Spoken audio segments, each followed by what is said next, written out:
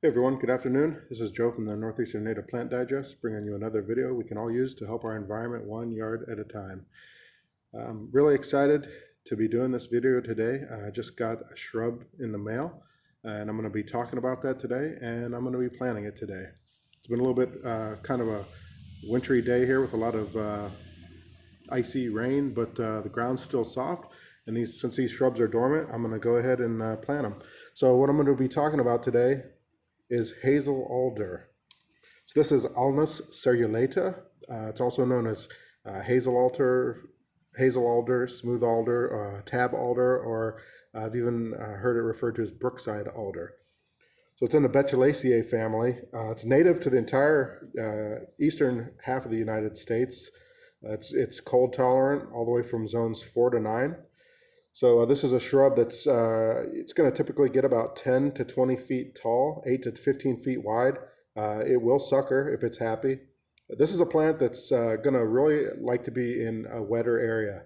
So you're not going to want to plant this in a dry site, because typically in the wild you're going to find these growing in boggy sites next to creeks, things like that, riverbanks. And they will colonize and they'll naturalize. And one of the good things about these, you can use them for erosion control. So that's another positive aspect about this plant. This plant is also a nitrogen fixer, so it's able to capture that nitrogen in the atmosphere and pull it down through nodules in its root system. So this is a plant that actually can help improve the soil. So and it can typically thrive in poorer soils where other plants that can't fix nitrogen might not fare as well. So this is another good thing about this is a tolerant of boggy clay soil, and this is exactly where I'm going to be putting this. So it's dormant right now, but in the springtime, when this gets new leaves on it, the leaves are going to they're like kind of like a leathery greenish color, a dull green. They're going to be either elliptical or obovate shaped. So once these leaf out in the spring, I'll do another video. So this is monoecious, so it does produce both male and female flowers, and it produces them on catkins, which are kind of like long dangling, they look like long dangling little flowers, I guess you could say. And the females are wind pollinated. If you want to look up and see what a catkin looks like, you can Google that or whatever your favorite search engine is. But they are wind pollinated, and once the females are pollinated, they're going to produce like a 1-inch little, it looks like a pine cone. It looks like a pine cone, but that's where the seeds are going to be housed. And it's really has a lot of winter interest. One of the things that I really like about this plant is that it's pretty in the wintertime.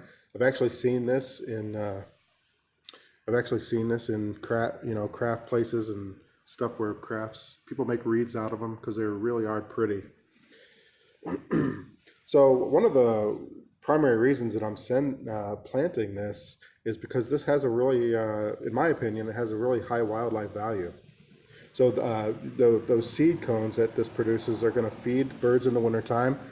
So some of the birds you're going to see feeding on this are going to be black-capped chickadees, pine siskins, American goldfinch.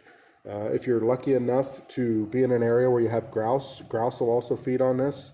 It is browsed by deer, so if you have a heavy deer population in your area, just keep that in mind. But these grow pretty quick, so they should be able to handle some browsing.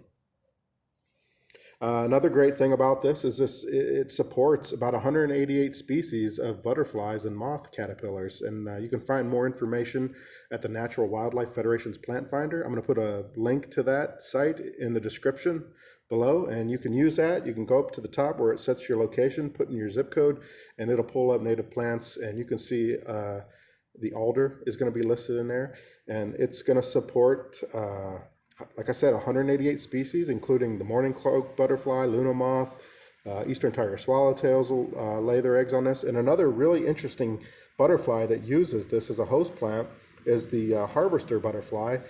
And the cool thing about that butterfly is it's the only strictly carnivorous caterpillar in North America.